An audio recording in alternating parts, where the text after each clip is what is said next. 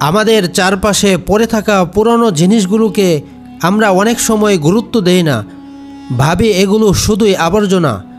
কিন্তু জানলে অবাক হবেন, এই ফেলে দেওয়া জিনিসগুলোর মধ্যেই লুকিয়ে থাকতে পারে অমূল্য রতন।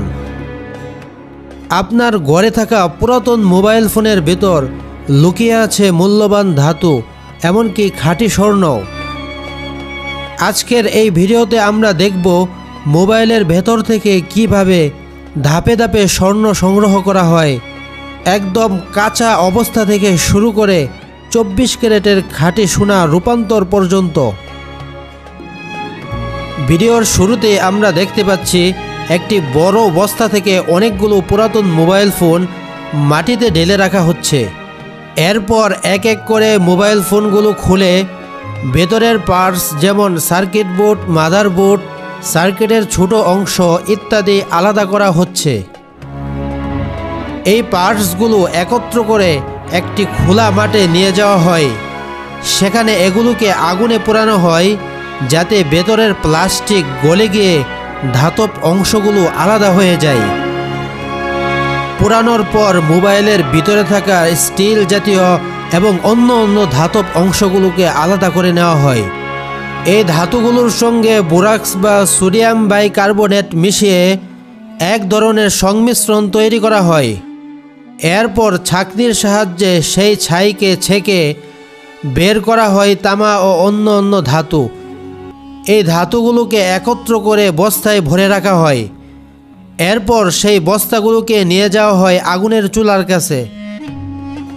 একটি বড় লোহার কড়াইতে সেই ধাতুর মিশ্রণ ঢেলে দিয়ে ঢাকনা দিয়ে ঢেকে তীব্র আগুনে উত্তপ্ত করা হয়। ধীরে ধীরে সমস্ত কিছু গলে তরল ধাতুতে রূপ নেয়।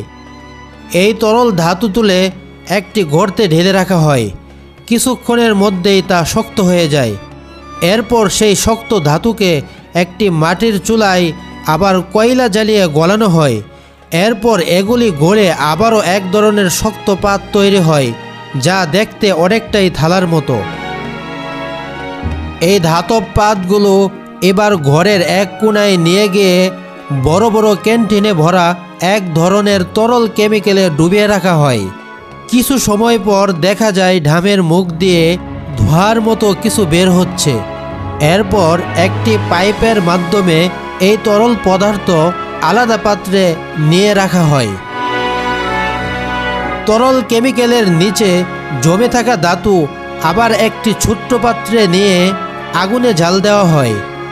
এরপর এতে আরও এক ধরনের কেমিক্যাল মেশানো হয় এবং শেষে দেখা যায় এক ধরনের বালু জাতীয় পদার্থ জমা হয়েছে। এই বালু জাতীয় ধাতুকে আবার অন্য এক কেমিক্যালে ধুয়ে ফেলা হয়। এরপর ফিল্টারিং করা হয় পরপর কয়েকবার। ফিল্টারিং করার পর পানিগুলো আলাদা হয়ে যায়। উপরে থাকে রঙিন জাতীয় সোনার কিছু ছোট্ট ছোট্ট অংশ। সেটা তুলে একটা পাত্রে জ্বাল দেওয়া হয়। শেষ পর্যন্ত সেখান থেকে উঠে আসে 24 ক্যারেটের খাঁটি সোনা, যার ওজন প্রায় 34.24 গ্রাম। দর্শক, এই ছিল মোবাইল ফোন থেকে স্বর্ণ বের করার জটিল এবং আকর্ষণীয় প্রক্রিয়া। আপনার পুরাতন মোবাইল ফেলে দেওয়ার আগে ভাবুন তার ভিতরে লুকিয়ে থাকতে পারে মূল্যবান সোনা।